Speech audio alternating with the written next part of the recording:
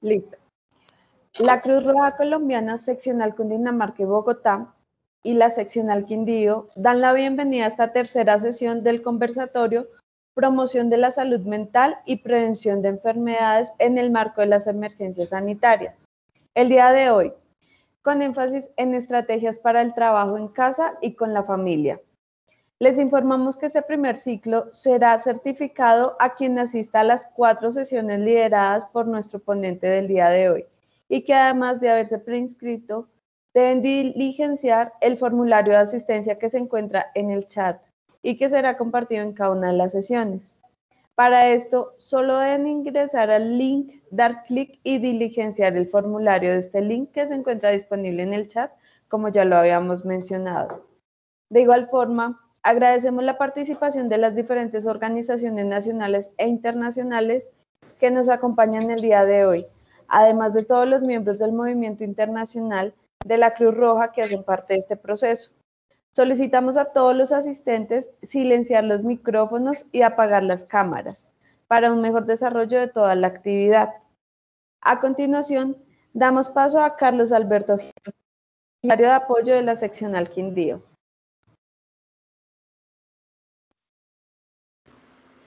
Muy buenas tardes para todas las personas que están participando de la lección número 3.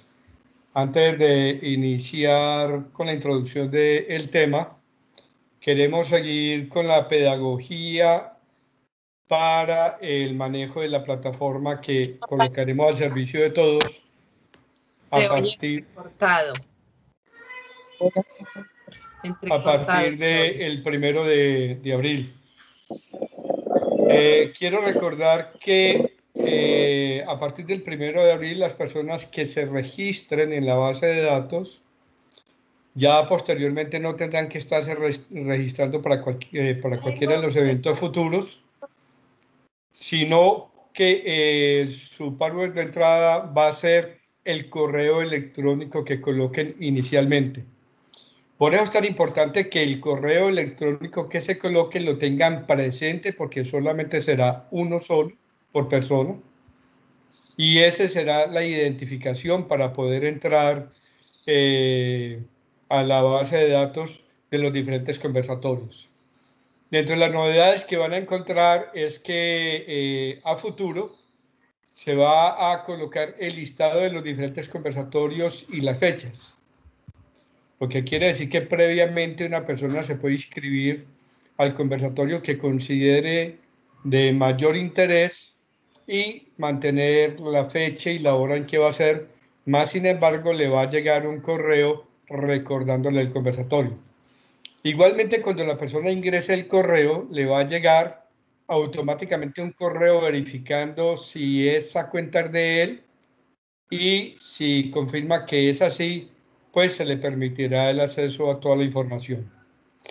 Con estas innovaciones, además, las personas podrán después generar su propio certificado, que será automático, pero para ello, durante el conversatorio y en un momento o en diferentes momentos, aleatoriamente se harán preguntas para ver si las personas están conectadas. Hemos podido detectar en la experiencia que tenemos hasta ahora que muchas personas se conectan al conversatorio y posteriormente a que finaliza el conversatorio, como nos pasó por ejemplo hace 8 días, aún a las 10:30 del día siguiente siguen conectados al conversatorio. Entonces, si el conversatorio es de hora y media, ¿cómo seguir conectado a un conversatorio durante más de 12 horas? Eso lo vamos a estar nosotros corroborando en un futuro. El día de hoy, el conversatorio, como bien lo dijo Ingrid, tiene que ver con el trabajo en casa, cómo implica responsabilidades, implica el doble del rol simultáneo de atención de tareas múltiples, de múltiples labores y extralabores, y también sobre el mayor estrés laboral.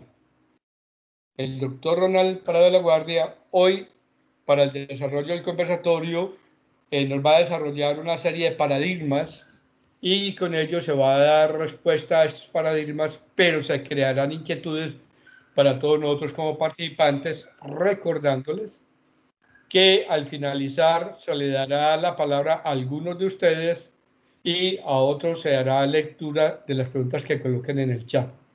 Como siempre, el tiempo no nos dará para todos, pero trataremos de recoger las preguntas comunes para poder optimizar tiempo. Los paradigmas que hoy se van a tratar es cómo evitar el cambio, los cambios negativos, cuáles son las reglas que nos pueden ayudar, cómo evitar que el trabajo afecte nuestra salud mental, situación que afecta en la salud mental en términos generales, cambios de ambiente y de la salud mental que afectan a la familia, prevención de la violencia en niños y niñas producto de estos cambios y por último la ruta hacia el maltrato y la violencia como una respuesta a ese cambio que se presenta de ambiente y en la salud mental. Esos son, digamos, los paradigmas que hoy se van a tratar. Bienvenidos todas y todos. Y Ingrid, dejo la introducción para el doctor Ronald.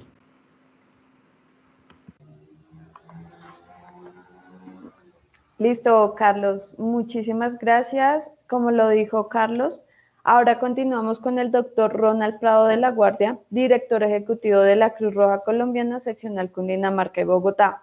Aquí pues les voy a indicar un pequeño perfil del doctor Ronald. Entonces, él es médico cirujano especialista en psiquiatría y gerencia de servicios de salud, con más de 25 años de experiencia clínica. Cuenta con formación en urgencias, atención prehospitalaria y psiquiatría de urgencias, así como en atención a población en condición de discapacidad psicosocial y cognitiva y a la vez psicomotora. Entonces, doctor Ronald, cedemos el paso para que comience el conversatorio del día de hoy. Muy buenas noches.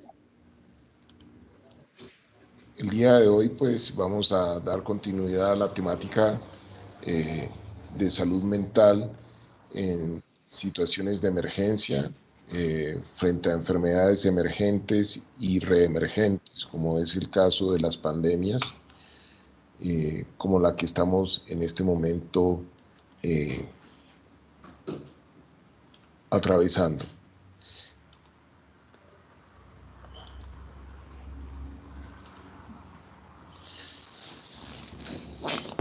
Al comenzar el ciclo de conversatorios hablamos de las diferentes circunstancias que aumentaban los niveles de estrés en la población y tocamos el impacto que tenía la misma incertidumbre que dejaba esta epidemia, esta pandemia, donde continuamente se estaban replanteando las hipótesis, se estaban replanteando los modelos de atención, las medidas que se habían establecido y donde encontrábamos una enfermedad que, un agente causal que está sufriendo mutaciones y que genera cambios en el comportamiento en la medida que está infectando a las poblaciones, a la población en general. Iniciamos con una situación donde la población vulnerable era la población adulta mayor y con patologías crónicas que les hacía más, les exponía a desarrollo de complicaciones y a mayor riesgo de muerte. Y hablamos también de esa tendencia al cambio en el comportamiento, encontrando hoy que estaba afectando a población más joven que la que inicialmente se había planteado. Igualmente, hablamos de las medidas que se tomaron en los diferentes países afectados por la pandemia, hoy a nivel mundial, y cómo esas medidas que buscaban parar la tasa de transmisión, la velocidad de transmisión de la infección y lograr contenerla, después de que ya eran ineficientes o no resultaban efectivas para contener la aparición de la enfermedad, de la transmisión del virus en determinadas poblaciones, entraba todo el proceso de mitigación para impedir que existieran tantos enfermos que fuera imposible atenderlos por las capacidades limitadas de los hospitales y se aumentara la mortalidad en la población.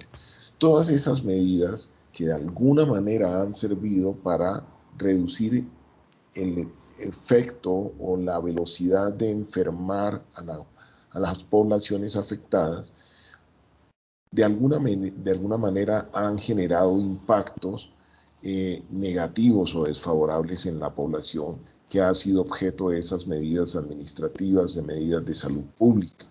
Y esas afectaciones terminan generando algún grado de afectación en la salud mental individual y comunitaria. Además de ello, nos encontramos medidas específicas como el cambio de las dinámicas de trabajo en las poblaciones que de alguna manera han generado dificultades en los trabajadores por diferentes circunstancias, y eso es lo que hoy vamos a ver. Entonces observen ustedes que cuando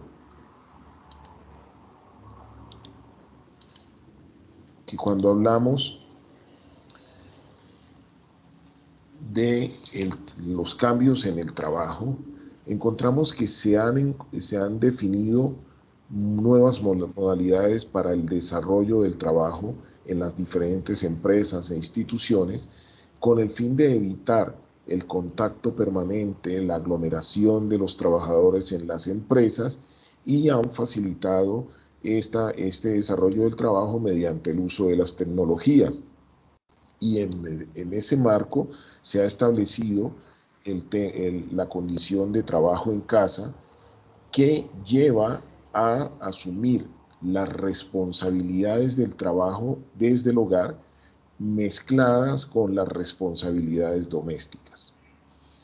Esas circunstancias de alguna manera implican cambios en la dinámica cotidiana de los trabajadores, han implicado cambios que todavía hay personas que no asimilan, todavía hay personas que tienen circunstancias difíciles para cumplir con su trabajo o para cumplir con su trabajo y responder por esas obligaciones en el contexto del hogar, esas obligaciones domésticas. ¿Cómo evitamos los cambios negativos? Aquí vamos a plantear algunas pautas que pueden ayudar a evitar efectos negativos de estas nuevas circunstancias del trabajo, de estas nuevas dinámicas sociales. Y la primera situación que planteamos es que para desarrollar el trabajo en casa debe establecerse y siempre proponerse una distribución física de la casa, una distribución que implique un espacio para el desarrollo del trabajo, un espacio para el desarrollo de las actividades académicas si hay menores de edad, si hay estudiantes, un espacio para el juego, que de tal manera que cuando los niños, que nunca deben tener restricción a esa condición de niños y a su capacidad para desarrollar, a su habilidad para jugar y compartir con lo que encuentren y con toda su familia y con los demás niños, y que esas actividades que desarrollen ellos libremente no interfieran con el trabajo o no interfieran con quienes están desarrollando actividades de colegio, actividades académicas.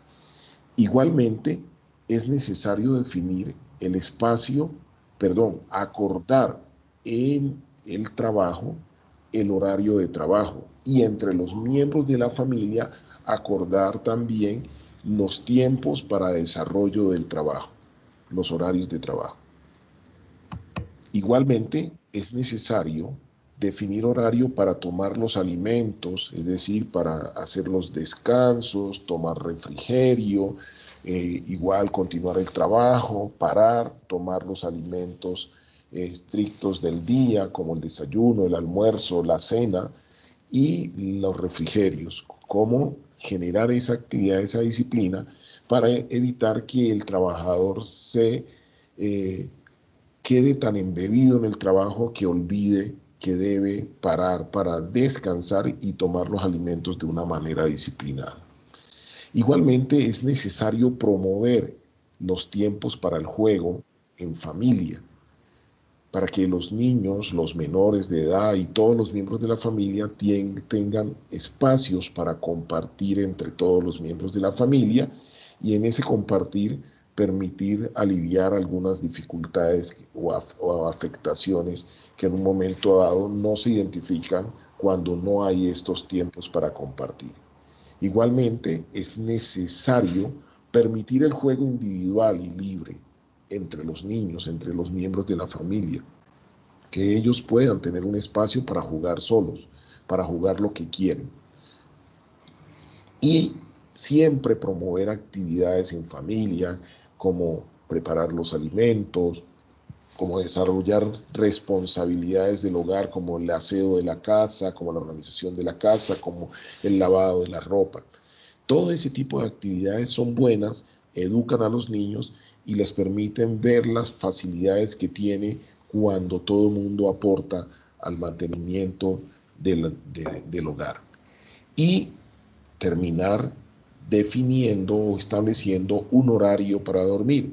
Eso facilita la disciplina y facilita una disciplina del sueño que permite que todos los miembros de la familia tengan el espacio suficiente para el descanso.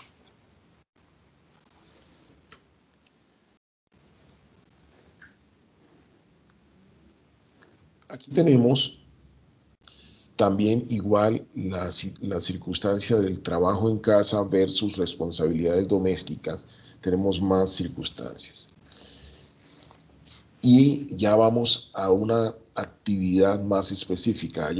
Antes estábamos definiendo espacios y estrategias para cumplir con esas responsabilidades. Ahora veamos cómo deberíamos, esto es solamente una propuesta, cómo deberíamos plantear todas las actividades diarias. Lo primero, hay que establecer un tiempo para el alistamiento personal, para el alistamiento de los miembros de la familia. Luego, es necesario que todos participen de la organización compartida del hogar, y una vez establecido ese tiempo, ejecutado esa actividad en un tiempo definido, pasamos al desarrollo de las actividades de trabajo y a las actividades académicas mediante el uso de las tecnologías. Hoy tenemos la modalidad de las actividades académicas virtuales, tenemos la modalidad de teletrabajo, en el cual la persona se puede conectar con su empresa o con sus clientes y desarrollar el trabajo de casa. Y para el caso de las actividades académicas hay una limitación, se imponen nuevas dificultades cuando los niños tienen que desarrollar todas sus labores, participar en clases, recibir las clases a través de tecnologías, y aquí no tenemos la posibilidad de garantizar o asegurar que los menores tengan todas las habilidades para mantener la atención en las actividades académicas, en lo cual en anterior charla les había planteado que era necesario que las instituciones educativas tenían que adecuar su modelo educativo para asegurar el mantenimiento de la atención de los estudiantes. Como hay este riesgo de dificultades para ese entorno y para esa dinámica diferente a la tradicional de las clases presenciales, y ahora son a través de medios tecnológicos, se hace necesario que los menores tengan un acompañamiento en el estudio virtual, por lo menos en las fases iniciales o por lo menos al comienzo del periodo escolar, para que los niños vayan adquiriendo la disciplina y luego puedan quedar solos en la actividad. Y durante el día se hace necesario coordinar los tiempos de descanso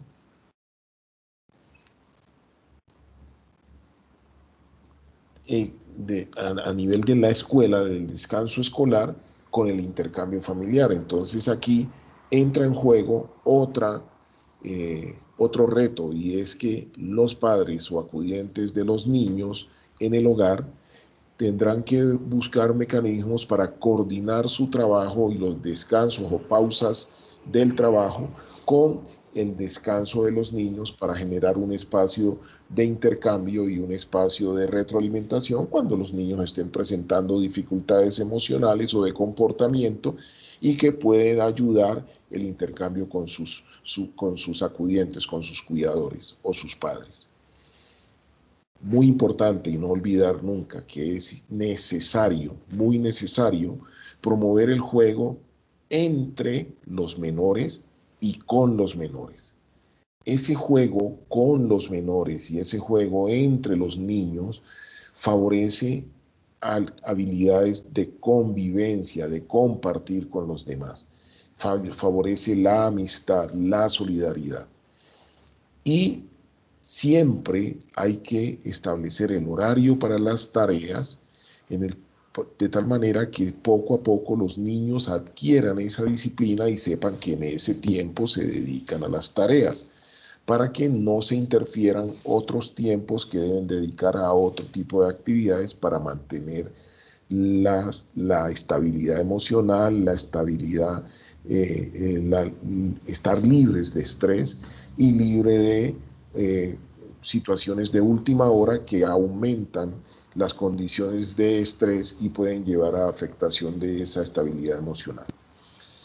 Igualmente, debe terminarse el día con un alistamiento para el día siguiente, y después de ese alistamiento para el día siguiente, dejar a los niños con un tiempo de juego libre que se continúa con el sueño. Seguramente, si los menores de edad, los niños, tienen este entorno, adquirirán una disciplina diaria, una disciplina en la vida cotidiana, y no tendrán mayores dificultades para llevar la vida en estas nuevas circunstancias.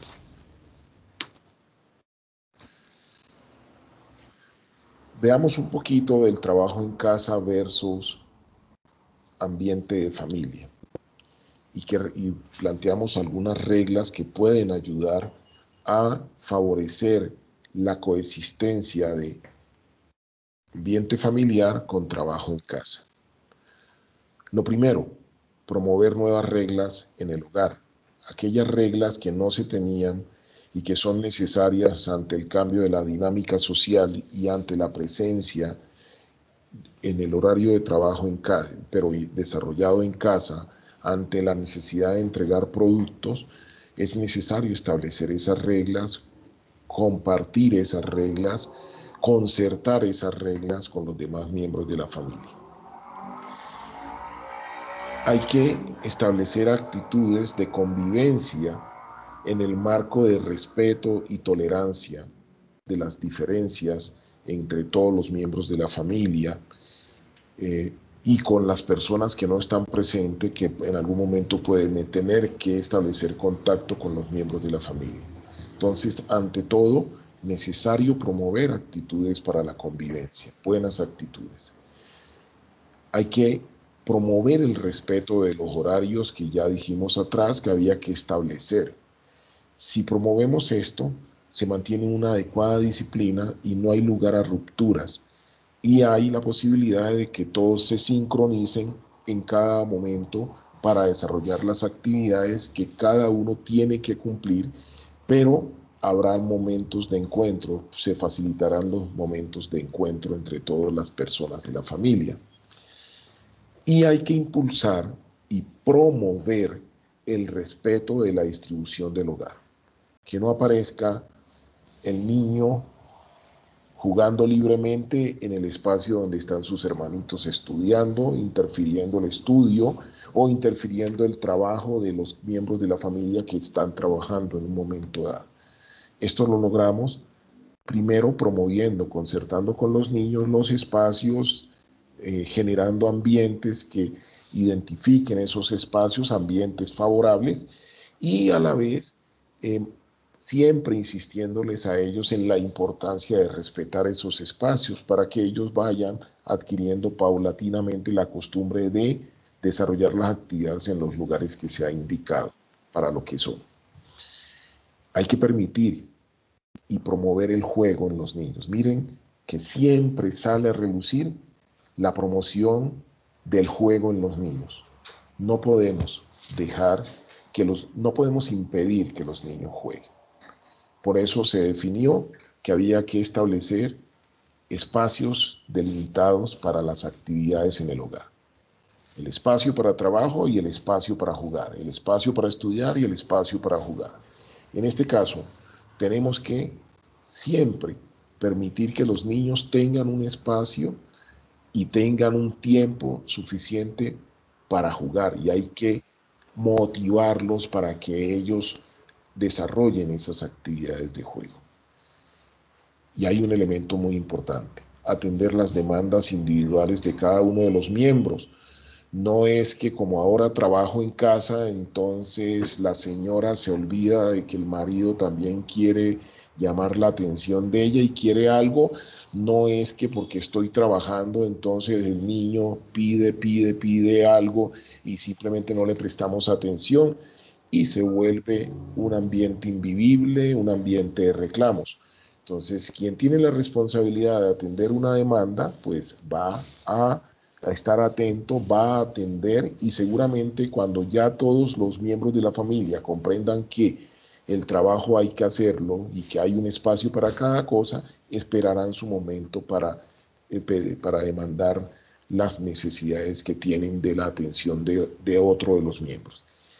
Y hay que fomentar hábitos saludables, como la alimentación, como el descanso, como las pausas activas, como el salir a recibir la luz, al salir a recibir el calor del sol, y como salir a un espacio donde haya suficiente ventilación en el hogar para recibir eso, y promover la realización de ejercicio para aquellos que aún conservan la dinámica del ejercicio físico. Seguimos un poquito más. Dijimos que había que atender las demandas individuales, reiteramos la necesidad de atender las demandas de los miembros de la familia, y que cuando se presenten dificultades emocionales en algún miembro de la familia, es importante abordarla, invitando al diálogo, invitando a hablar, mostrando interés por lo que le está pasando y mostrándole que yo estoy interesado en lo que le pasa para que me cuente y poder buscar el camino de solución. Cuando hay ese tipo de dificultades y se abordan oportunamente, es muy poco probable que la situación evolucione a conflictos, es muy poco probable que la situación evolucione a afectaciones mayores. Y siempre es necesario promover la comunicación asertiva, métodos de comunicación asertiva, donde cuando hayan dificultades hay que mostrar formas de resolver los conflictos sin utilizar herramientas como el castigo, como los gritos o como el maltrato. Acuérdense que hay maltrato físico y maltrato psicológico. Si empezamos a utilizar castigos, si usamos gritos, si nos dejamos alterar, pues necesariamente en algún momento terminaremos en alguna de las formas de maltrato. Importante, y se reitera, el fomento de los horarios de sueño adecuado, que no haya espacios para que los menores o para que los miembros de la familia saquen horario adicional para quedarse jugando y que posteriormente el tiempo de sueño no sea suficiente. Siempre reprobar el uso de la agresión como solución a los conflictos, a las diferencias.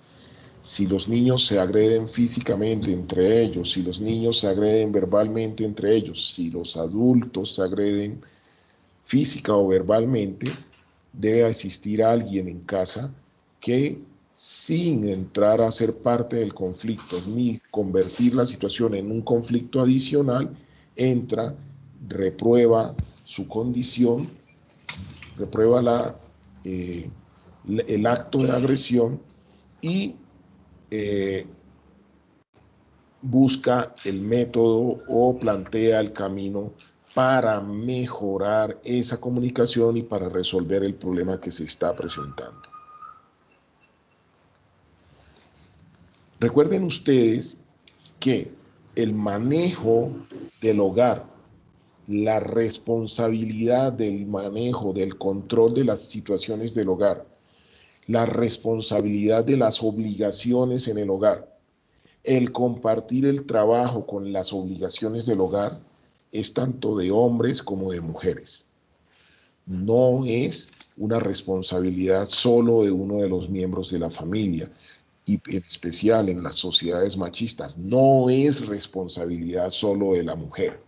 Es responsabilidad de padre y madre, es responsabilidad de hombre y mujer, y es responsabilidad posteriormente, por el ejemplo que damos, de todos los miembros de la familia. Igualmente, es necesario que incentivemos el compartir con nuestras mascotas y la necesidad de brindar buen trato a las mascotas. Las mascotas terminan volviéndose un miembro más de la familia, pero ante todo hay que enseñarle a los menores de edad la importancia del buen trato a todos los seres vivos, en especial a los animales que comparten con nosotros, que de alguna manera comparten. Eso es parte de la vida misma, del fortalecimiento de la convivencia entre personas y entre personas y animales. Todos estos elementos contribuyen a conservación de la salud mental de cada uno de los miembros de la familia, al mantenimiento de la salud mental de la comunidad y al mantenimiento de la salud mental de todos los trabajadores de una empresa. ¿Cómo evitar que el trabajo afecte también nuestra salud mental? Recuerden ustedes que hay trabajo en casa, el desarrollo de todas las actividades que normalmente desarrollábamos en nuestra empresa, en la empresa a la que pertenecemos, y está el teletrabajo, que es trabajar, a desarrollar el trabajo a través de medios tecnológicos desde la casa. Una cosa es trabajar en casa y otra cosa puede ser el desarrollar el trabajo desde la casa, con el uso de medios tecnológicos. Hay personas que solo podrán desarrollar teletrabajo, hay personas que podrán desarrollar trabajo en casa. Y en este caso es necesario, y estos son solo recomendaciones, habrá muchas más que de pronto no hayamos contemplado, pero para que hayan resultados positivos, efectos laborales positivos, debemos primero, cuando se plantea el trabajo en casa o el teletrabajo, acordar horario de trabajo con los jefes, con la empresa. ¿Cuál va a ser el horario de trabajo? En estas circunstancias nos hemos encontrado que las empresas y los jefes están abusando de los trabajadores en un momento dado, planteando el trabajo más allá del horario regular que se contemplaba cuando el trabajo era presencial. Y no se está considerando que ampliar ese horario, exigir dedicación en mayor tiempo, afecta o interfiere la vida de hogar y por tanto va a interferir o va a afectar la salud mental de sus trabajadores, y si afecta la salud mental terminará afectando el rendimiento. Igualmente es necesario concertar la cantidad de trabajo por el tiempo en que se asigna para el desarrollo del trabajo. No es que porque se va para casa le voy a dejar mucho más trabajo del que normalmente logran desarrollar en la actividad presencial, sino que tengo que medir la cantidad de trabajo por el tiempo requerido para desarrollarlo. Y de acuerdo a eso, se programa el trabajo que deben desarrollar en casa. Igualmente, si se acuerda la entrega de productos, seguramente evitaremos desbordarnos en la asignación de trabajo. Y los trabajadores deben tener en cuenta esta circunstancia para plantearlo de una manera propositiva, mostrando que tienen o no tienen la capacidad para desarrollar la cantidad de trabajo que le están dando en un momento dado, pero siempre alineándose a medidas reales, no a exigencias o a restricciones que se imponen para hacer menos trabajo.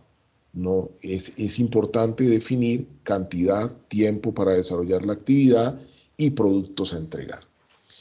Y recordarle a cada una de las personas que el trabajo debe desarrollarse en un espacio, primero, que sea tranquilo, segundo, que tenga buena iluminación y tercero, ojalá que tenga también buena ventilación para facilitar el trabajo con unas condiciones sanitarias apropiadas que garanticen desarrollarlo con las mejores condiciones y en un estado que la persona permanezca relajada mientras desarrolla esas actividades.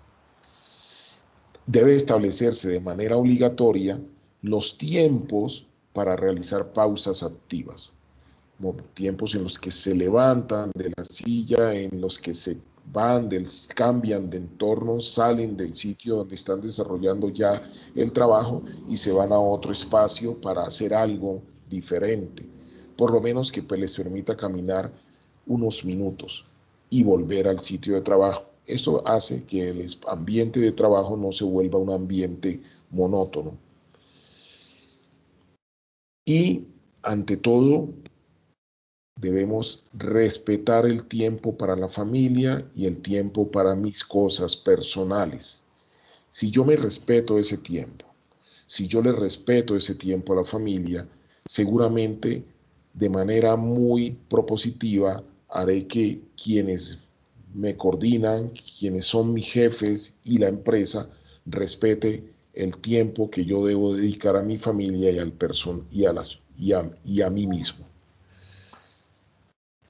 Hay que promover el respeto de la vida familiar independiente, que hoy sea necesario hacer el trabajo en casa.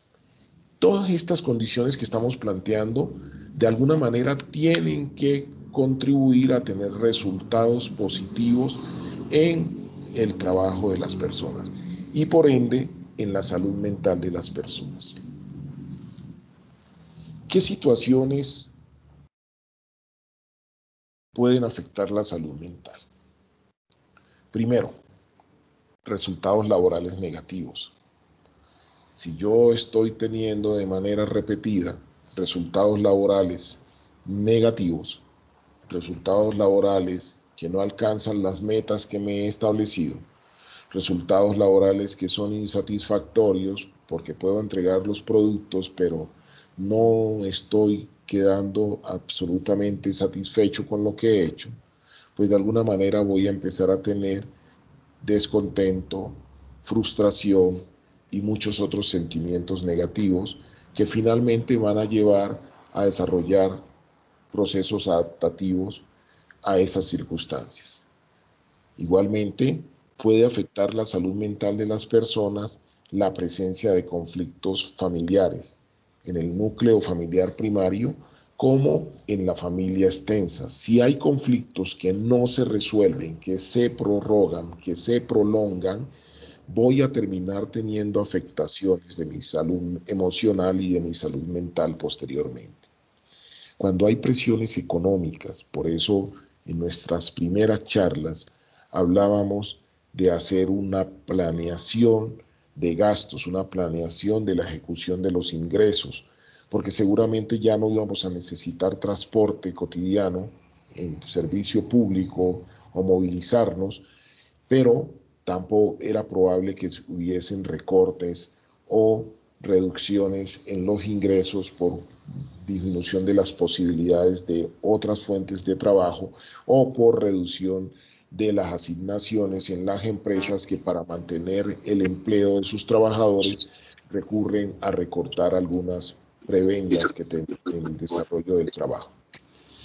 Cuando hay afectación, cuando hay interferencia de las relaciones afectivas, también se pueden generar dificultades, afectaciones emocionales y a la vez terminar en afectación de la salud mental. Y cuando las personas se dedican a las mismas actividades por tiempos prolongados, cuando las personas solo piensan en trabajar, cuando las personas solo piensan en que tienen que tener productos y se concentran a eso, únicamente a eso, y no sacan el espacio para la distracción o para el desarrollo de otras actividades y para compartir con otras personas, con amigos a través de medios tecnológicos en estos tiempos que se requiere el distanciamiento físico y para compartir con los demás miembros de la familia, también la falta de distracción termina generando una vida monótona, una vida de intercambio de nuevas cosas, de ver cosas que resolver y terminan afectando emocionalmente a la persona. Y finalmente, si ustedes ven, todas estas circunstancias anteriores terminan generando problemas de sueño. Pero también cuando voluntariamente no dormimos, terminamos teniendo problemas con la recuperación, con el descanso y terminamos generando problemas de irritabilidad que van a afectar nuestra relación con el resto de las personas, en familia y por fuera de la familia.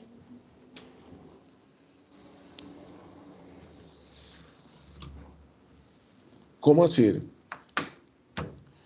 cuando, los cambios del ambiente y de la salud mental que afectan a la vida familiar? Por ejemplo, cuando hay dependencia afectiva, es necesario resolver esas dificultades, esa dificultad puntual. Bien sea porque uno de los miembros de la familia tiene una dependencia que interfiere en la dinámica individual de los demás, del otro miembro de la familia, puede ser entre esposos, puede ser entre los miembros de la pareja, o puede ser también con los niños, que generan ante la presencia de sus padres una dependencia, ante la presencia de sus mayores una dependencia. Eso interfiere toda la dinámica, interfiere las necesidades individuales de los demás miembros y termina afectando la relación. Cuando hay afectaciones emocionales que no se resuelven, que no se comparten, que no se buscan soluciones, también terminan afectando las relaciones intrafamiliares.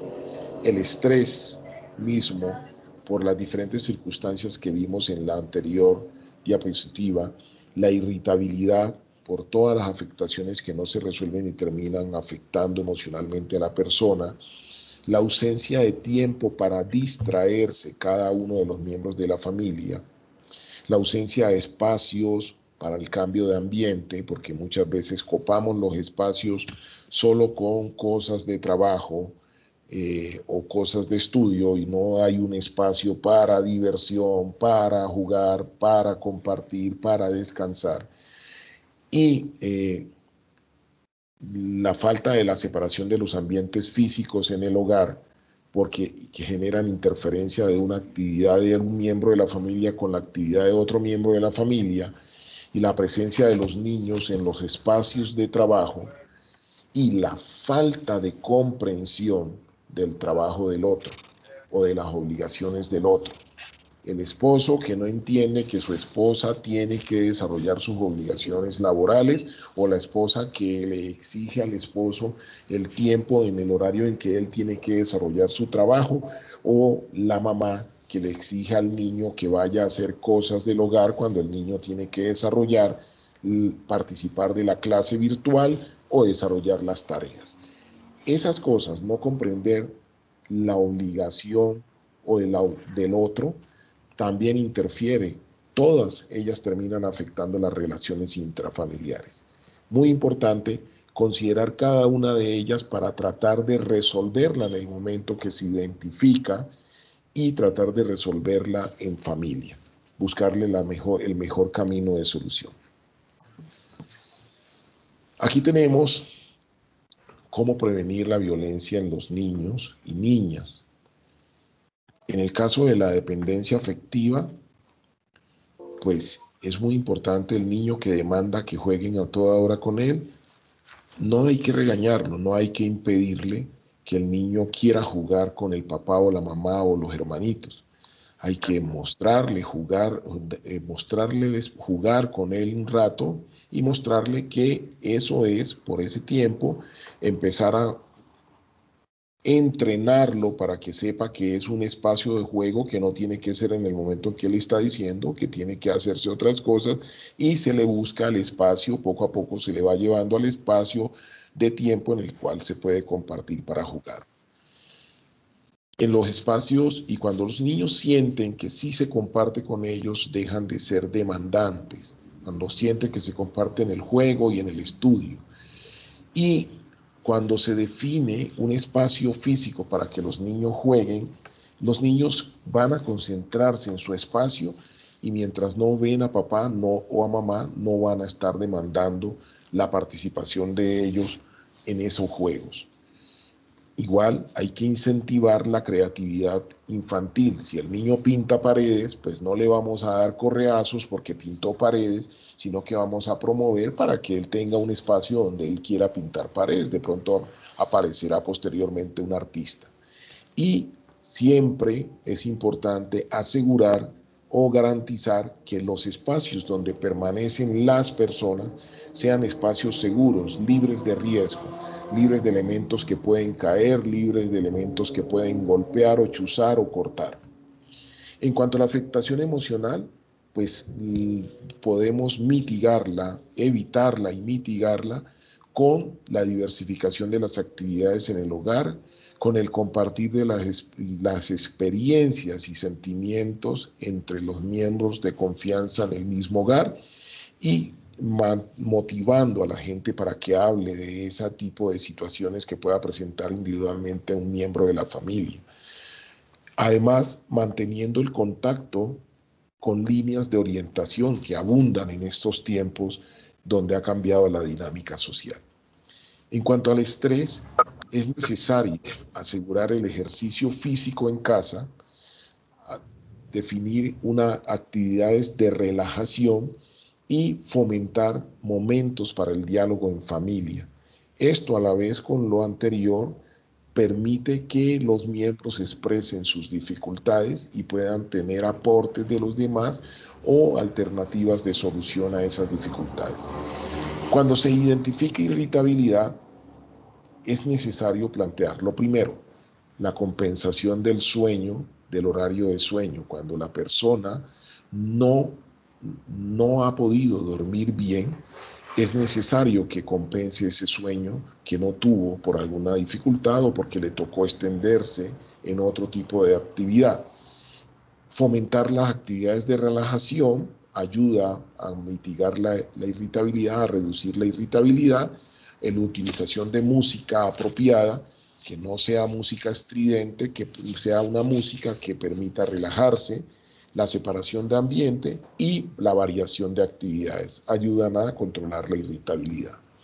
El tiempo para distraerse debe ser un tiempo en el cual se respeta el horario asignado para esas actividades de distracción y deben ser actividades varias que le permitan cambiarlas y a la vez sean actividades que le permitan a los miembros de la familia compartirlas o escogerlas. El juego en familia es importante y hay algo que se perdió en estos tiempos, que era el cine en la calle, en los espacios de cine, y hoy se puede tener cine en casa, donde todos los miembros pueden estar compartiendo el mismo espacio. En cuanto a los espacios físicos, necesario asignar el uso de los ambientes del hogar y en la medida de lo posible decorar y amoblar los ambientes de acuerdo al uso que se le vaya a dar. Eso sí, son mucho más expertas las mujeres en desarrollar esas habilidades. Y tener espacios con suficiente iluminación y ventilación natural ayuda también a mantener unas buenas condiciones de la salud. La comprensión del trabajo del otro se logra a través del compartir de las experiencias de trabajo y mediante acuerdos de respeto de los ambientes del hogar para el trabajo. Finalmente, aquí les presentamos a ustedes una ruta la ruta que conduce hacia el maltrato y a la violencia intrafamiliar. Y partimos desde el estrés que lleva a expresiones de irritabilidad y que finalmente termina con una afectación emocional. Igualmente, podría existir una afectación emocional que lleva y genera estrés o genera irritabilidad y seguido termina generando reacciones que afectan o terminan generando disfunción familiar. De esa disfunción familiar, esa misma disfunción familiar lleva a la ruptura de la red de apoyo, y cuando hay una red de apoyo ausente, cuando no hay diálogo entre los miembros de la familia, cuando no se fomenta el compartir, seguramente ante una situación de disfunción familiar no habrán soluciones y la persona termina perdiendo su capacidad de afrontamiento de las situaciones, termina perdiendo su capacidad de tolerancia y termina generándose reacciones hostiles que llevan posteriormente al maltrato verbal y psicológico que, si no es resuelto, terminará en agresividad y violencia física en un momento dado. En cada uno de estos pasos debemos plantear en la familia la presencia de uno de los miembros que con más tranquilidad aborde el tema y le plantee una alternativa de solución. Y también debemos plantearnos o debemos plantearle a las familias donde identificamos estas dificultades herramientas para mitigar cada uno de esos aspectos que ya los mencionamos, herramientas que entre muchas hemos mencionado previamente. Si hay irritabilidad, si hay estrés, si hay afectación emocional, hay que buscar o implementar alguna de esas actividades que hemos identificado como alternativas para mitigar o para reducir la presencia de esas manifestaciones. Pero igualmente, más adelante, traeremos personas expertas que van a hablar de algunas herramientas. Entre todo el ciclo de conferencia vamos a tener presencia de expertos que podrán plantearnos alternativas, herramientas para el hogar, herramientas de abordaje para quienes trabajamos la atención en salud mental y herramientas para apoyo al apoyo. Esto es lo que hoy teníamos y dejo el espacio para que ustedes puedan hacer preguntas, resolver inquietudes o realizar aportes a lo que hemos hablado el día de hoy. Muchas gracias al doctor Ronald Prada. Continuamos con la sesión de preguntas, entonces los invitamos para que las hagan a través del chat o pedir la palabra. Ya tenemos 4 preguntas, entonces las vamos a realizar de acuerdo al orden en que las hicieron. La primera es de Heiner Roger Cuellar. Él pregunta, ¿cómo debe ser el abordaje de esos acompañamientos para niños que prestan algún síndrome y ya que algunos asisten a una enseñanza especial en sus instituciones? Entiendo que son niños que han tenido alguna limitación en el aprendizaje o en el comportamiento. Cuando tenemos niños que tienen problemas de hiperactividad o problemas de atención, podemos fomentar actividades en las cuales los niños agoten energía y allí es necesario coordinar con la institución educativa los tiempos para la dedicación. Seguramente no habrá necesidad ni siquiera de coordinar, sino que en la institución ya saben qué tiempos deben limitar, a qué tiempos deben limitar las actividades con los niños hiperactivos. Y en el caso de la dificultad con la fijación de la atención, pues también buscan modelos o elementos que motiven o mantengan la motivación y logren atraer la atención de los menores. Cuando los niños son muy demandantes de juegos, de actividades, seguramente si les dedicamos en el espacio de juego ese tiempo a los niños finalmente terminarán acoplándose a esa nueva dinámica y podrán fijar la atención. Ahora, cuando los niños tienen ciertos síndromes, ciertas limitaciones o alguna condición de discapacidad, la institución va a dar las herramientas para que se pueda desarrollar el trabajo en casa.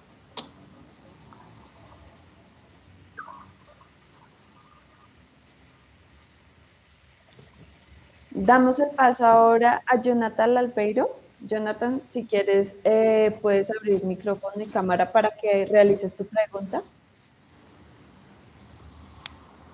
Hola, buenas noches. Qué pena. Por la parte de la cámara, me disculpo. En este momento no cuento con una cámara buena, pero bueno, continúo con la pregunta. Me devuelvo un poquito dentro de la exposición en la parte donde mencionaba el doctor que había que hacer un acompañamiento con los niños. Mi pregunta radica precisamente en eso. ¿Hasta qué punto ese acompañamiento de juegos o en la práctica se considera algo normal o en qué momento deja ya de ser algo normal ese acompañamiento y se convierte más en como dejar que el niño haga lo que le dé la gana? Cuando hablé del acompañamiento, también hablé de momentos de juego libre y de momentos de juegos o actividades compartidas en familia. No es dejar al niño que haga lo que le dé la gana. El niño hay que dejarle juego libre, que desarrolle las actividades de juego con libertad en casa, en el espacio que se le asigna, y el niño va educándose paulatinamente, va adquiriendo la disciplina de cómo está distribuido, cómo se ha definido el hogar y cómo se han definido las actividades. Pero es importante que el niño sienta que cuando él quiere jugar en el tiempo que se ha asignado para ese juego, él cuenta con la familia, cuenta con sus adultos, cuidadores, responsables o con sus papás o sus hermanos mayores. Y eso ayuda a crear esa disciplina en el niño.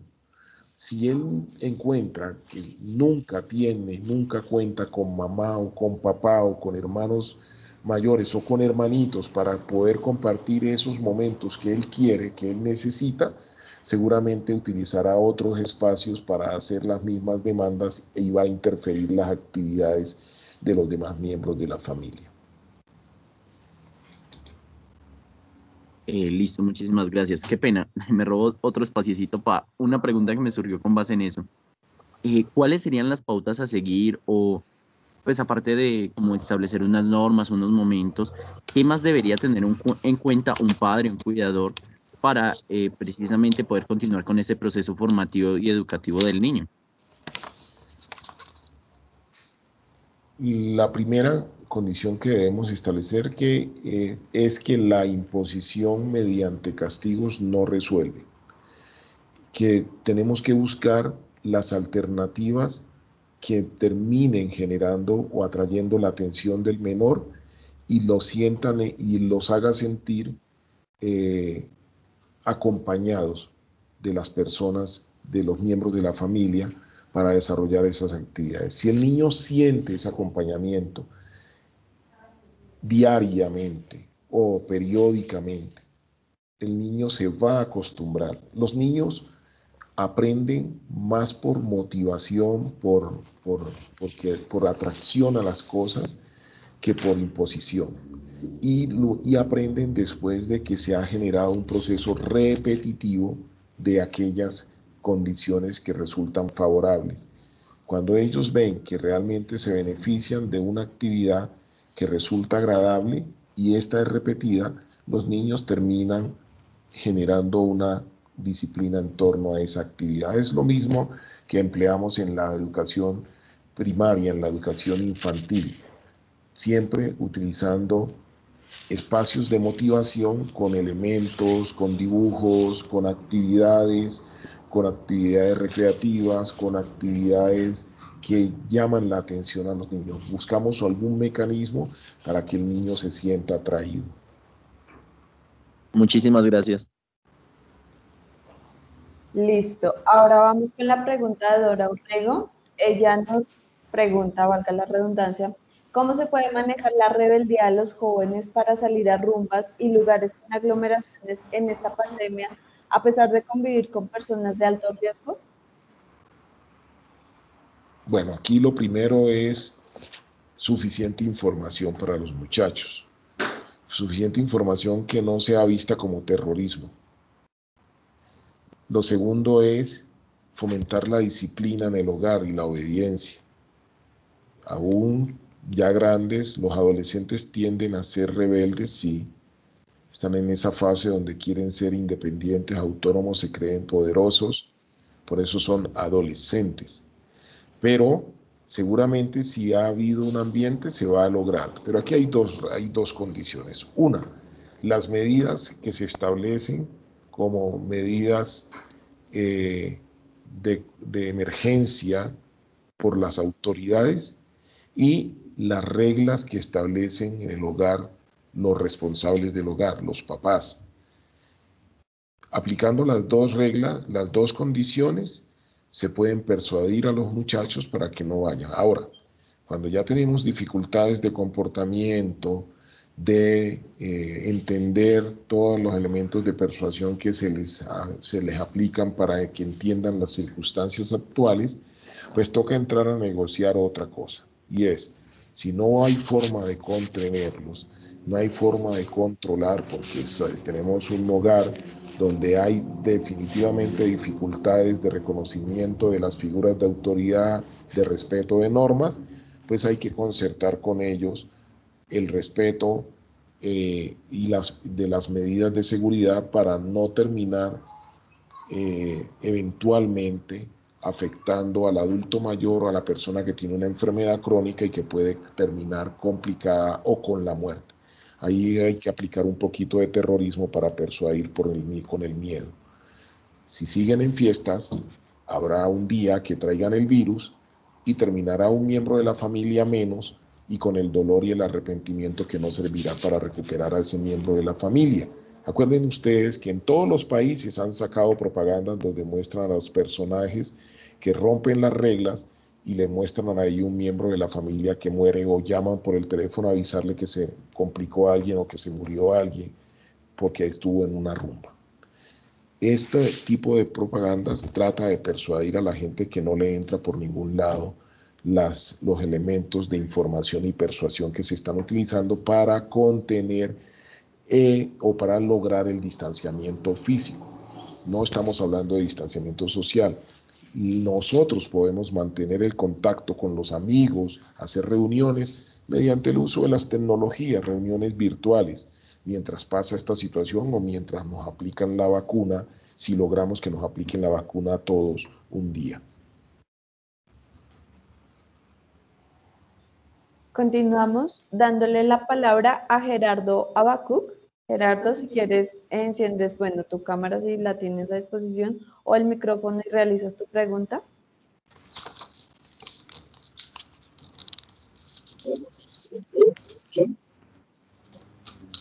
¿Me escuchan? Sí, está perfecto.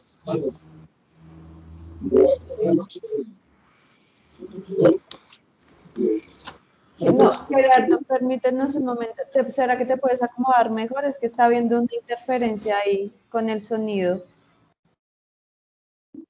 Vamos a ver. ¿Está mejor ahí?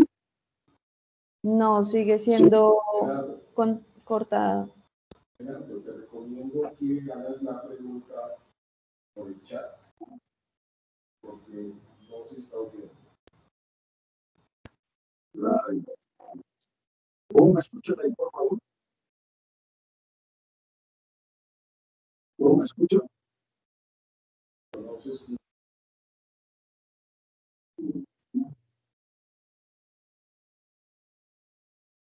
¿Ahí está mejor? Bueno, entonces lo voy a escribir. Me disculpa. Si está intercortado entonces. Listo, Gerardo, no, no hay problema. Entonces seguimos con la pregunta que hace Luz Mary. Luz Mary nos dice, ¿cómo se puede manejar un joven que solo quiere estar encerrado y no le gusta salir a hacer ningún tipo de actividad?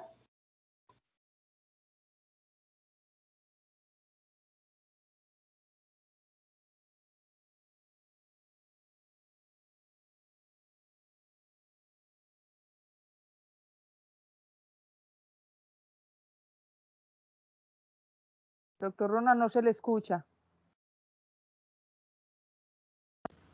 Discúlpeme, no había visto que estaba el micrófono desactivado. Aquí tendríamos que identificar primero si el joven no sale de su habitación porque está inmerso en el juego, en el uso de tecnologías, con los juegos que hoy utilizan los jóvenes, o con alguna actividad que de manera compulsiva u obsesiva está asumiendo el joven. O si el joven no sale porque está presentando alguna dificultad emocional y prefiere estar aislado del resto del mundo. Dependiendo de esas circunstancias hay que hacer el abordaje. Cuando es por excesiva dedicación a los juegos, al uso de tecnologías, pues es necesario negociar con el joven horarios, establecer horarios para que él le dedique un tiempo a otras cosas. Ahí será fácil. Pero cuando se identifica que este joven ni juega ni nada, sino que permanece aislado, es necesario plantear asesoría, acompañamiento, valoración por psicología y eventualmente, si hubiese algún problema, valoración por psiquiatría. Y hay que planteárselo. Ir a psicología o a psiquiatría o a terapia no implica que la persona esté loca, como es el estigma que manejamos en nuestro territorio, que cada vez que se plantea uno de estos profesionales se convierte en una condición o una situación vergonzante, entonces tenemos que esconder o no puede ser, esto no puede pasar. No, pues es posible que esté empezándose algún tipo de dificultad que si no logramos identificar sea necesario buscar esa asesoría, esa atención.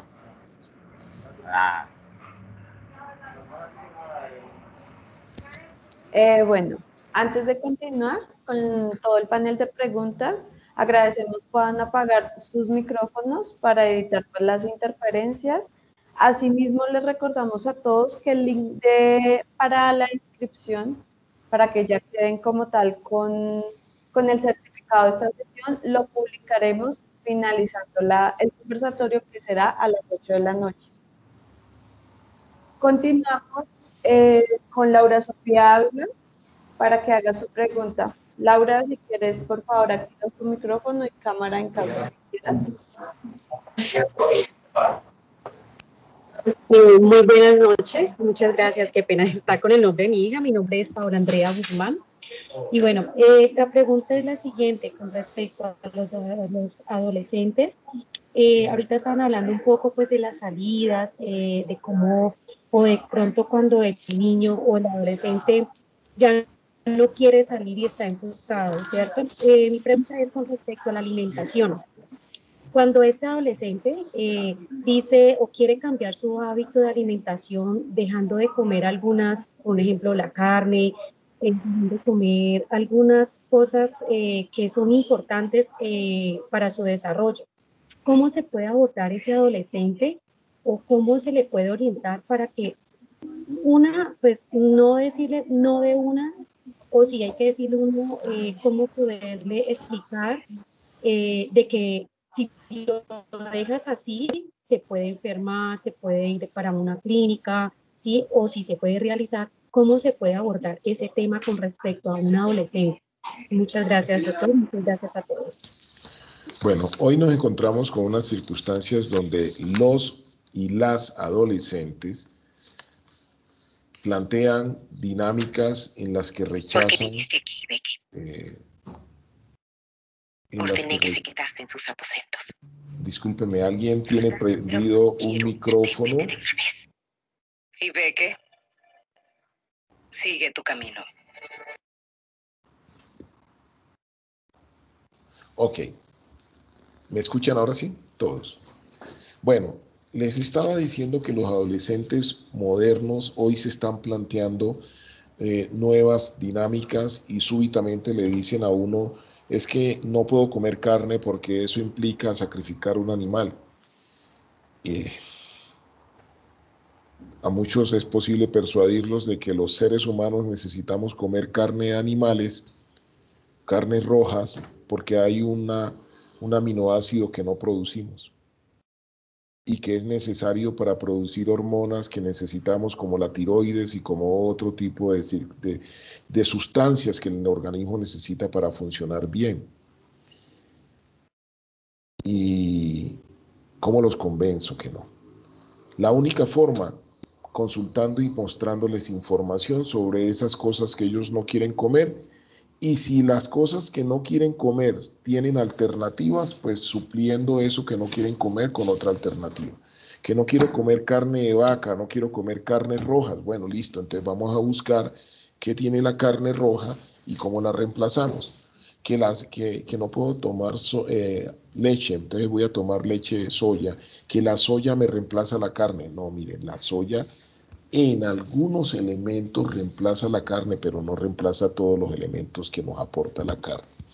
Entonces tendríamos que buscar alternativas para no entrar en choque con el adolescente que ya se estableció y cree conocer unas verdades en el mundo y no quiere comer, entonces hay que buscar las alternativas. Pero otra cosa es el adolescente que no come, no porque haya un producto que considera que no debe comerse porque sacrifica un animal o que considera que es tóxico para el organismo. Ese es un adolescente que puede resolverse con información paulatinamente, eventualmente, perdón, o frente al adolescente que tiene un trastorno de la conducta alimentaria, como el que se siente o la que se siente muy gorda y no tiene aspecto, no tiene sobrepeso, y que cada día que deja de comer va bajando más de peso y termina en un excesivo bajo nivel de peso. Y está la que come compulsivamente y luego se induce el vómito. Estamos hablando de la primera, que no come absolutamente nada porque se ve gorda, tiene una distorsión, una percepción distorsionada de su imagen corporal, física. Y la segunda es la que se atraganta comiendo en exceso y luego se provoca el vómito. La primera es una anorexia, la segunda es una bulimia. Bajo esas circunstancias, esa persona debe ser objeto de valoración por psiquiatría y debe iniciarse el manejo conjunto entre psiquiatría, psicología y nutrición para lograr recuperar a la persona, controlarle las manifestaciones que ya constituyen un trastorno mental. Y frente a los niños o frente a los adolescentes principalmente, que deciden eliminar muchos productos de la alimentación, procurarles información y sentarse a hablar con ellos de las condiciones, a ver si aceptan esa resistencia a esos productos de la alimentación. Listo, Doc.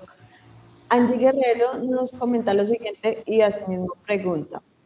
Mi familia votó a mi gato y desde ese día me siento más deprimida. ¿Qué puedo hacer para manejar mejor la situación y no sentirme más así? Votó mi gato. Pues lamento la situación porque pues hablamos hace un rato de promover el buen trato y compartir con las mascotas.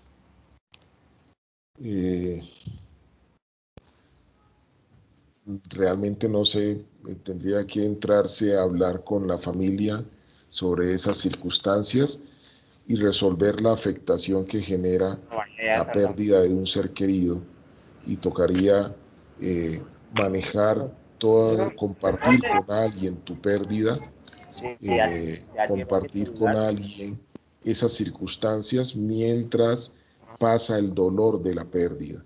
Decirte que hay que buscar otras alternativas es muy difícil porque es un ser querido y hay que esperar a que puedas elaborar el duelo de esa pérdida.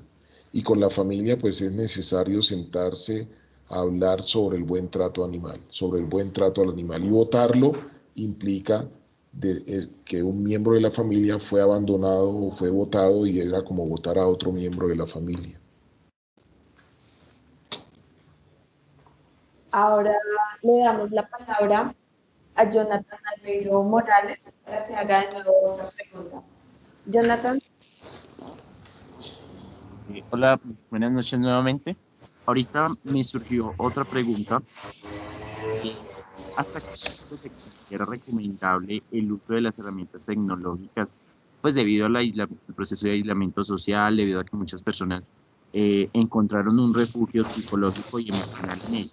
Pero ¿hasta qué punto podemos nosotros considerar que eso es algo viable? El uso de las herramientas tecnológicas, desde que las dispongan en el hogar, es absolutamente viable, pero aquí tenemos que hablar del buen uso de las herramientas tecnológicas. Y el buen uso implica el uso medido de ellas mismas, no de el uso permanente de las herramientas, no de el uso compulsivo. Hay que compartir el uso de estas herramientas con actividades variadas. Unos la utilizan para jugar, otros la utilizan para buscar información, para compartir en redes.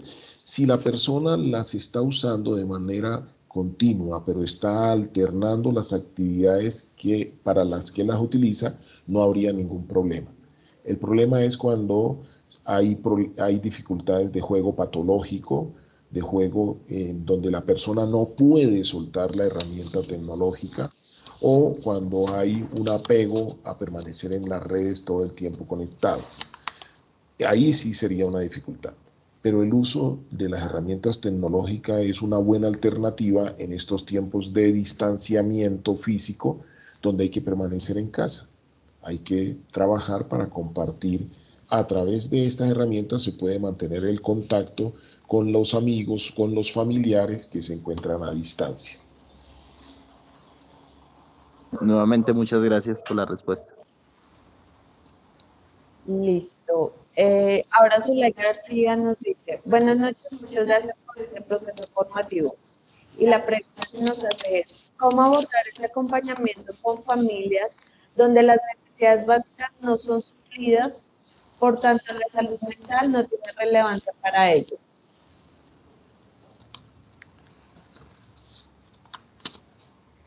Estas familias que tienen unas necesidades básicas insatisfechas, pues deben ser objeto de algún tipo de atención mediante subsidios, mediante ayuda humanitaria, porque pues no va a haber otra alternativa cuando se está dando ya la circunstancia de esas necesidades básicas no satisfechas. Seguramente pues la salud mental estará afectada, pero en su momento tendremos que buscar otras alternativas para resolver, además de mantener su salud mental o de recuperar su salud mental, de buscar las alternativas necesarias. Habrá necesidad de buscar caminos para la satisfacción de esas necesidades insatisfechas, básicas insatisfechas, a través de una organización humanitaria, a través del mismo gobierno, mediante los subsidios que tienen establecidos para estas familias que han caído en esas dificultades de pobreza oculta en las ciudades.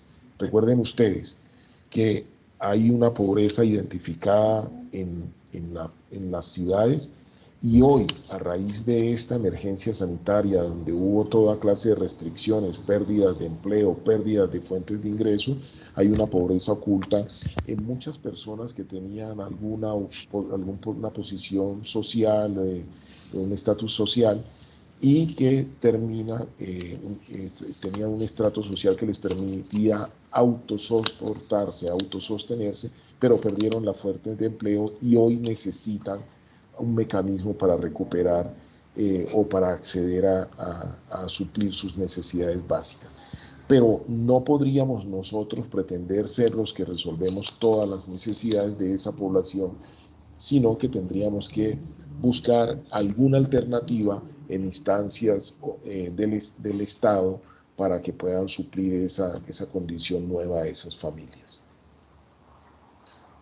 De todas maneras, hay que considerar que independiente de cualquiera que sea la circunstancia, las condiciones que afectan la salud mental hay que trabajarlas, porque seguramente si hay menor afectación de la salud mental, habrá la posibilidad de que esas familias y los miembros de esa familia puedan buscar alternativas y desobedientes. La gente, como no lee la Biblia, entonces ellos solamente dicen es que... Ahora sí puedo seguir. Les decía que seguramente esas familias en condiciones de pobreza podrían, si tienen una buena salud mental, los miembros de la familia podrían estar pensando o buscando alternativas para resolver sus necesidades básicas insatisfechas.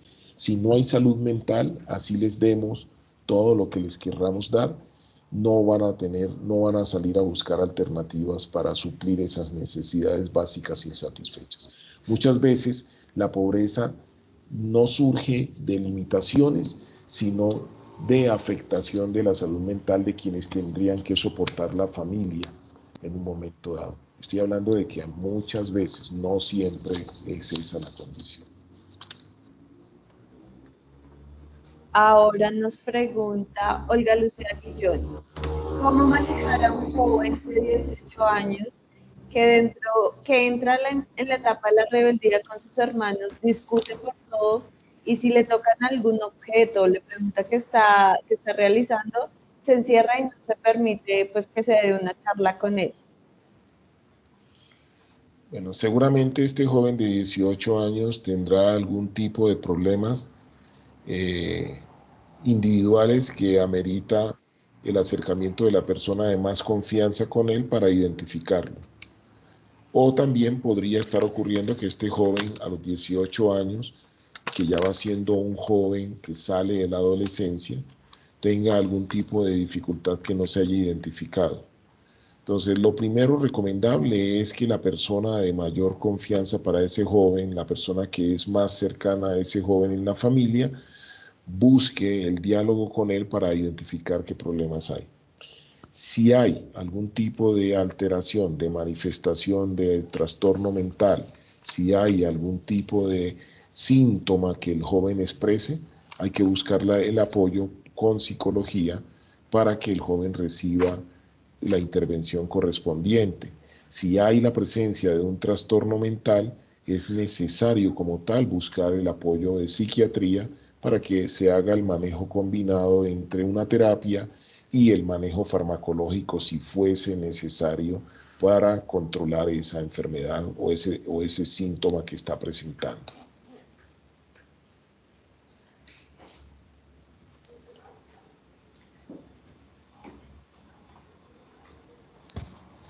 La siguiente pregunta la hace Sandra Figueroa. ¿Cuáles estrategias para reducir en los jóvenes la depresión generada por la falta de vida social y asimismo una vida universitaria?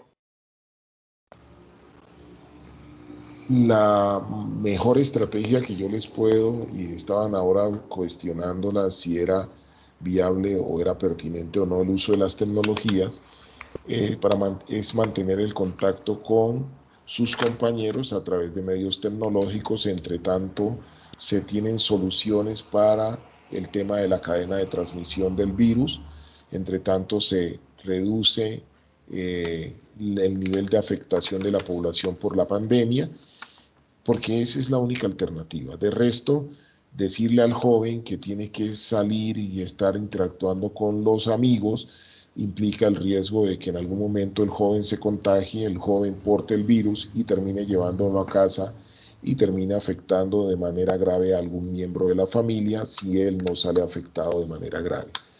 Básicamente estas son unas circunstancias fuera de lo normal que han cambiado la dinámica social y entre tanto esté activa la pandemia, tendremos que mantener las medidas de restricción o tener las medidas de distanciamiento físico, solamente procurando el mantenimiento del contacto con los miembros de la familia nucleada, porque inclusive, recuerden ustedes que con el reciente rebrote en todos los países, todos salimos corriendo a visitar a nuestros familiares que llevábamos meses o un año sin ver, y de esos hoy hay familiares que están cremados o en una tumba por un encuentro familiar donde los miembros no aguantaron la necesidad de mantener el distanciamiento físico y fueron a buscar encuentros familiares de grupos de grupos familiares y terminaron, alguien iba infectado y no se había dado cuenta y terminaron afectando a los más vulnerables. Entonces, necesariamente, hoy debemos hacer uso de esas alternativas que tenemos, herramientas tecnológicas para mantener el contacto, las reuniones entre amigos, las actividades. Uno encuentra a los universitarios que se conectan entre ellos, comparten un juego, juegan de manera simultánea, todos conectados, y eso favorece.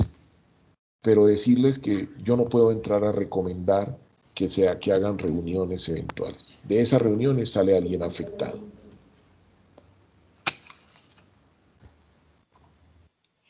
Perfecto. Entonces, bueno, vamos a realizar la última pregunta.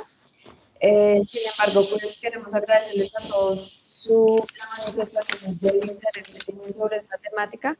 Las preguntas que quedan inconclusas se van a resolver el próximo miércoles en la continuación pues, de este ciclo de conversatorio como tal. Entonces, la última pregunta que tenemos es de Marta Ramos.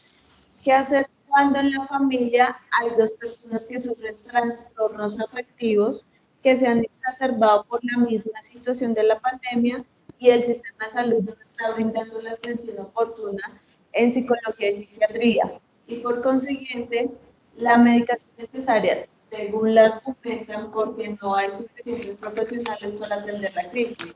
¿Hay otras alternativas? Si tenemos un trastorno mental, necesariamente tiene que dársele continuidad al tratamiento. Si la EPS argumenta que no hay suficientes médicos, su obligación es garantizar el personal profesional para asegurar la atención de la población asignada. Si no hay esa posibilidad, hay que elevar la respectiva queja y seguramente va a tener la atención. Pero, mientras tanto, si no ha recibido la atención, hay que buscar la alternativa de la atención particular. Y si no hay la atención de un profesional particular, pues las medidas serían paliativas porque la enfermedad podría reactivarse. Cuando me están hablando de estas circunstancias, seguramente las personas ya están siendo afectadas. Entonces, aquí decirles yo que recurran a las líneas de atención de los organismos humanitarios que tienen líneas de atención por psicología, pues podría ser una alternativa, pero el problema es que el psicólogo no va a poder formularle el medicamento. Entonces, sí o sí, la EPS tiene la obligación de garantizarle la atención. La EPS, porque como tenemos aquí personas de otros países, la EPS es la empresa aseguradora, la empresa administradora de planes de beneficio. Es el asegurador que le brinda los servicios de salud a los pacientes y es el que contrata al prestador, a los médicos, a los psicólogos o a las clínicas. Entonces, tienen los aseguradores la obligación de garantizar la atención. Si la persona en un momento dado, por falta de la atención, no se descompensa, debe ser llevada por un servicio de urgencias a un centro de atención en salud mental o a un servicio de urgencias generales donde lo deben derivar al centro de atención en salud mental. Bien sea para formularle el medicamento y retomar el tratamiento o bien sea para hospitalizar. Pero en ninguna circunstancia deben buscarse otras alternativas por falta de la formulación del medicamento, porque estamos generando un riesgo. Y cuando hay trastornos afectivos que terminan en síntomas agudos, existe el riesgo de accidente o el riesgo de autolesión o el riesgo de complicaciones de la persona o de agresión a sí mismo o a otras personas. Entonces, necesariamente las personas que ya tienen un trastorno identificado deben continuar con su tratamiento, como sea.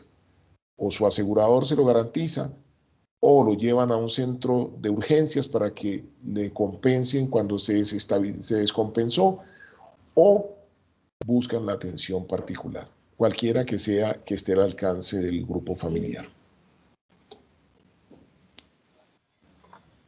Bueno, muchísimas gracias al doctor Ronald Prado de la Guardia.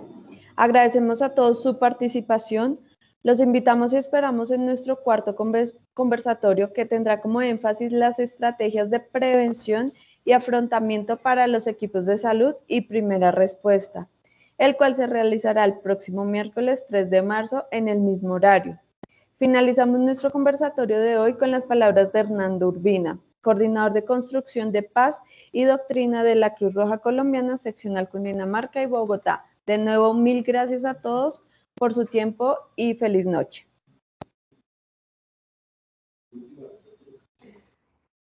Bueno, muchas gracias a Irina, muchas gracias a Lorena, al doctor Ronald, a Carlos, a Sandrita en Quindío por el apoyo y el compromiso nuevamente este miércoles en el desarrollo de estos conversatorios.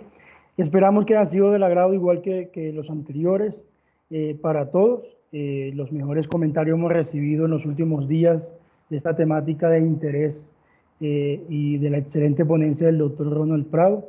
Muchas gracias nuevamente, doctor, y gracias a todos por el compromiso y la participación. Los esperamos dentro de 8 días y que tengan una excelente noche.